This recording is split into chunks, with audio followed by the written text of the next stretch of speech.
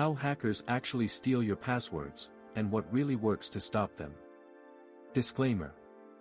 This article is written for people without deep technical background in cybersecurity. If you're an expert, you'll find some concepts intentionally simplified for accessibility. Introduction. Here's something most people get wrong about password theft. Hackers don't sit in dark rooms, cracking your password with brute force. That's Hollywood. In reality, they exploit something far more accessible, your everyday habits. Rushing through your inbox. Connecting to that free coffee shop Wi-Fi without thinking twice. Using the same password for your streaming service and your bank account. Those are the real entry points, and every major cybersecurity authority agrees on this, from NIST, the US National Institute of Standards and Technology, to ENISA, the EU Agency for Cybersecurity, the FTC, and the FBI. They don't attack your encryption. They attack your context. In this article, you'll learn how credential theft actually works, which security measures genuinely help, with their honest limitations, and 3 concrete actions you can take today to protect yourself. No empty checklists. No false promises. Just the straight truth about what works and what doesn't. This matters right now because the gap between what security guides recommend and what actually protects you keeps growing. Understanding that gap is the first step to closing it. How password theft actually works. Let's get into the specifics. These are the documented, verified mechanisms through which credentials get stolen. Most of them don't require sophisticated technology, they rely on you making a perfectly understandable mistake at the wrong moment. Phishing is the most common attack vector. It works like a convincing impersonation. You get an urgent-sounding message that appears to come from your bank, your employer, or a delivery service. The link takes you to a page that looks identical to the real thing but isn't. When you enter your credentials, you're handing them directly to the attacker. There's also quishing, phishing through QR codes.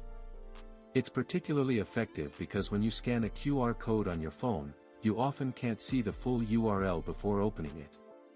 The attacker sends you straight to a fake login page, and you type in your credentials without suspecting a thing. The FTC and FBI document these patterns as well established and growing. Password reuse creates a devastating domino effect. If you use the same password across multiple services and one gets breached, they all fall. Attackers automate this with credential stuffing, taking leaked email password combos and testing them across hundreds of services automatically. ENISA specifically documents that attackers harvest passwords from breaches and reuse them against other platforms. Password spraying works in reverse. Attackers take a common password like Company 2024 and test it against thousands of accounts. Since they're not hitting any single account repeatedly, they don't trigger lockout mechanisms. The invisible theft, session hijacking and silent malware. There are attack vectors that most security articles barely mention. Session hijacking is one of the most dangerous. When you log into a service, your browser stores a cookie or token that works as a temporary pass. Think of it like a wristband at a concert. As long as you're wearing it, you get in without showing your ticket again. If an attacker grabs that digital wristband through malware, they can access your account without ever needing your password. The AITM, adversary in the middle, attack takes it further. It intercepts not just your password but also the session token in real time. This means that even with multi-factor authentication, MFA, which is like needing 2 different keys to open a safe, active, a sophisticated phishing page can capture everything needed to impersonate you. Infostealers are another silent threat. They're programs designed to extract passwords stored in your browser. Chrome, Edge, Firefox, they all save credentials if you let them. The infostealer pulls them out without you ever knowing. Keyloggers go further, they record every keystroke you make. It doesn't matter how complex your password is if someone's recording everything you type. Both types of malware typically arrive through suspicious downloads, sketchy browser extensions, pirated software, or malicious email attachments. MFA fatigue, when your protection becomes your weakness. MFA is one of the most effective security barriers available today.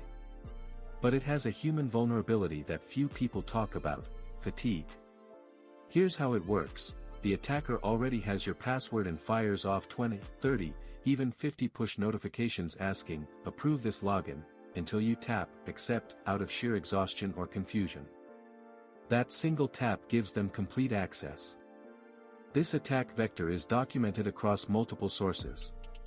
The fix exists: number matching, where you have to type a specific number shown on screen instead of just tapping a button. If your service doesn't implement this, your MFA has a significant blind spot. Your devices, where risk actually concentrates. It's not about brands or operating systems. It's about which device holds the most sensitive data and the most simultaneous attack vectors. Your smartphone is the critical point. It's your two-factor authenticator, your email, your banking app, your messaging, and possibly your password manager. If an attacker takes control of your phone, they can reset passwords, approve MFA notifications, and access everything. Your computer is vulnerable for different reasons. It's where your browser stores saved passwords, where suspicious extensions live, and where dubious downloads land. Without disk encryption, which acts like a padlock protecting your data when the device is powered off, a stolen laptop means exposed data. Shared devices at offices, co-working spaces, and hotels pose risks for the most basic reasons: open sessions, active autofill, and shoulder surfing, someone watching over your shoulder. Mobile phone. What actually works, with honest conditions?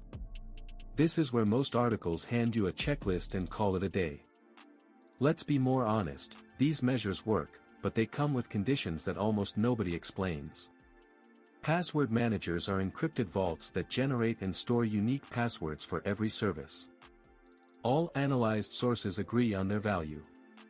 But here's the catch: if you protect the vault with a weak or reused master password, you're concentrating all your risk into a single point of failure. The tool is only as strong as the secret that guards it. Use one, but protect it with a long passphrase, not just a word. And enable auto-lock after inactivity. MFA via Authenticator app is the best barrier available today. The honest take on SMS versus app. SMS is vulnerable due to SIM swapping risk, cloning your SIM card to intercept your codes, but it's still better than no second factor at all. If SMS is your only option today, use it. A flimsy lock beats no lock. But if you can use Google Authenticator, Authy, or a physical FIDO security key, do it. The improvement is significant. Passkeys are cryptographic credentials based on the FIDO standard that replace passwords entirely. Instead of typing a secret, you unlock access with biometrics or a device PIN. The server never receives a password that can be stolen. It's a promising technology that significantly reduces phishing risk. If your service supports it, enable it. But don't assume it's available everywhere yet. The most common mistakes, and how to avoid them. Mistake 1. Confusing compliance with protection. ***. This hits organizations especially hard. Having MFA enabled without an anti-fatigue policy isn't protection, it's a checked box. Having access logs that nobody reviews isn't monitoring, it's a dead archive. The right question isn't, are we compliant? It's, are we protected? Mistake 2. Not saving backup codes. ***. None of the analyzed sources provide a complete procedure for recovering access when you lose your second factor. Phone with your Authenticator app broke. If you didn't save backup codes beforehand, you're stuck in a gap nobody addressed. Save them now, in a secure location outside your device. Mistake 3. Treating security as purely an individual choice. ***. You don't set your company's password policies. You don't choose the hotel's corporate Wi-Fi. You don't control whether your bank supports robust MFA. Security has a personal component and an organizational component. Focus on what you control, and push for better standards everywhere else. Conclusion. Here's what we covered. Attackers don't crack passwords, they exploit everyday habits through phishing, credential reuse, and silent malware. Security measures work, but with conditions most guides don't explain, like protecting your password manager's master key or implementing MFA with fatigue protection. The gap between apparent compliance and real protection is the gap between checking boxes and changing behavior. Real digital security has 3 layers: what you can control, your habits and tools, what depends on the organizations you interact with, their policies and infrastructure, and what nobody fully controls, how threats evolve. The key is acting on the first without ignoring the other 2. Start by securing your primary email account, change the password to a unique, long passphrase, enable MFA with an authenticator app, and save your backup codes. It's one concrete action you can take today that guards the gateway to every other service you use. Is MFA enabled on your main email account? If not, that's your first move today. If you found this helpful, consider supporting my work.